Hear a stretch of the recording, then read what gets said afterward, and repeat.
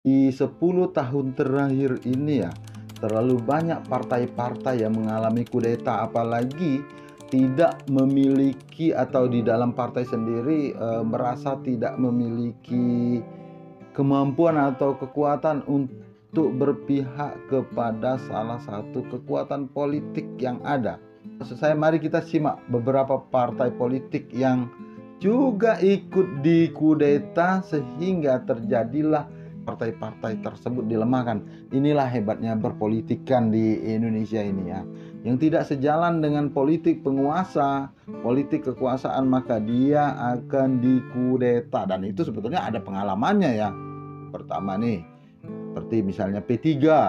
Maka mau tidak mau apabila ada kepemimpinan atau orang-orang kuat di dalam atau faksi-faksi terkuat di situ akan disingkirkan, dan maka yang terjadi dia dimasuki, terjadilah pergantian kepemimpinan dan ikut politik terkuat. Ya, kita bisa lihat partai yang selama ini tidak berhaluan A, meskipun ideologinya A, ideologinya B atau ideologinya B, tidak memilih haluan A, tidak mendukung kelompok A, maka partai politik tersebut akan diobrak-abrik, dimasuk, dan dia ikut ke haluan politik yang kuat tadi. Ada lagi Partai Hanura. Partai Hanura juga begitu. Tahun politik kemarin dia tidak ikut electoral threshold. Karena apa?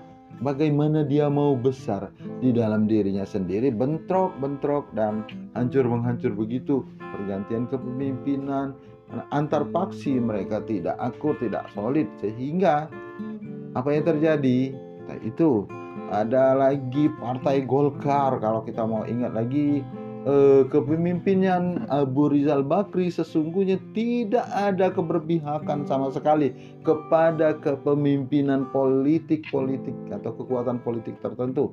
Akan tetapi dengan adanya kekisruhan, dualisme kepemimpinan dan sebagainya, maka ini menjadi rusak Partai Golkar yang begitu kuat di era Orde Baru. Sekarang partainya ikut juga menjadi partai yang bukan partai penguasa seperti waktu itu. Jadi Partai Golkar sendiri mengikut kepada arus kekuatan politik yang kuat.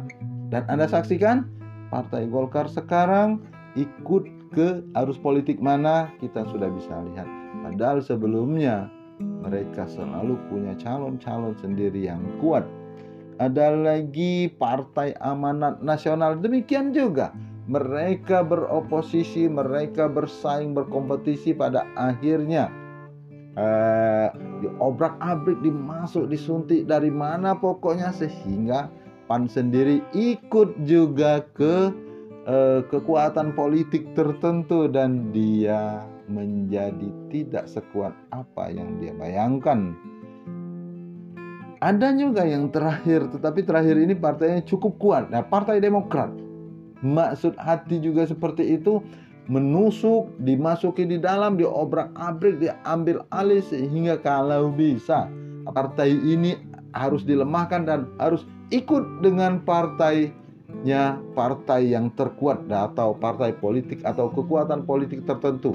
Akan tetapi Partai Demokrat sendiri, terutama kekuatan AHY dan barangkali juga ada perannya SBY, partai ini masih kuat, masih hebat, masih bertahan walaupun pahit getir.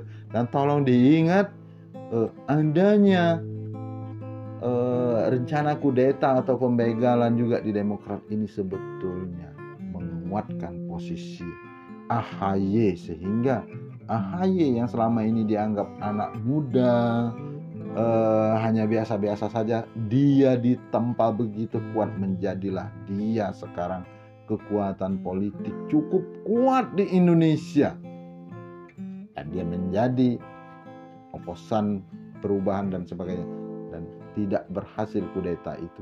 Terakhir dia atau Partai Demokrat di PK kan oleh Muldoko CS terakhir di Mahkamah Agung. Dan ini salah satu perjalanan politik. Tetapi dari semua itu mari kita simak. Partai mana yang paling berpengalaman di kudeta di Indonesia ini? Partai yang paling berpengalaman adalah PDI Perjuangan. Ingat?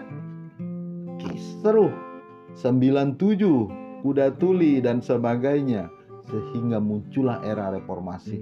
Karena begitu kuatnya cengkraman Soeharto kepada partai-partai politik. Waktu itu kan ada 3, P3,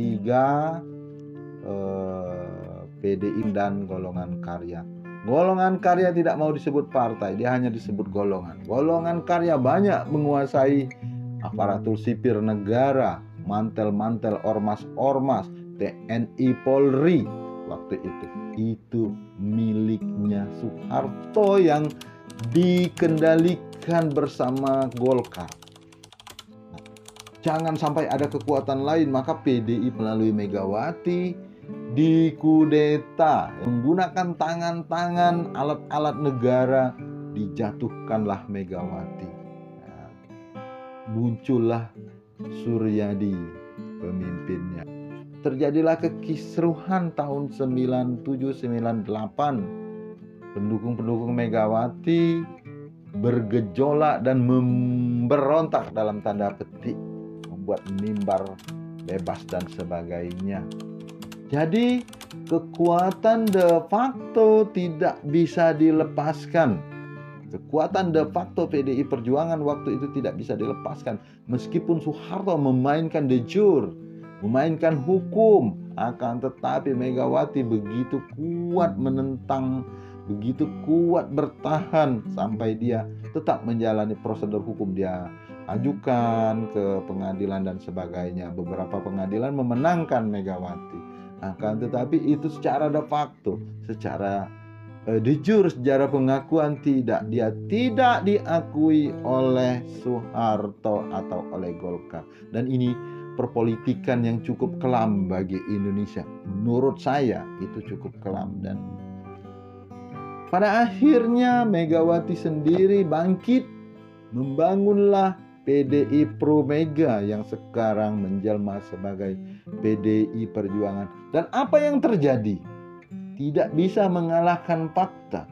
PDI Suryadi hancur lebur sampai sekarang, tidak ada bentuknya lagi di mana. PDI Suryadi, PDI yang lama, PDI yang ada di Lambang Pancasila, yang kalau Megawati menyebutnya PDI kurus ya. Dari pengalaman-pengalaman ini bisa saya curigai bagaimana mudahnya memasuki partai-partai lain untuk dibegal atau untuk dikudeta. Ya, partai-partai yang tidak sejalan dengan kekuatan politik tertentu yang betul-betul mencengkram kekuasaan di Indonesia ini, dia bisa saja masuk ke sana. Dengan pengalaman PDI Perjuangan, ya, dengan pengalaman PDI Pro Mega waktu itu dimasuki, diadakan KLB dan sebagainya. Ini cara-cara kuno sebetulnya, tetapi masih ampuh cara-cara ini. Dan inilah beberapa partai dalam satu dasawarsa ini, beberapa partai yang disebutkan saya tadi seperti P3, Hanura, Golkar, apalagi banyak ya, PAN dan sebagainya. Seperti inilah cara-cara. Dan hati-hati partai-partai yang lain, apakah kita mau dikudeta atau tidak, Andalah yang tahu. Dan ingat, sejarah mengajarkan agar kita tidak masuk ke lubang yang kedua kali.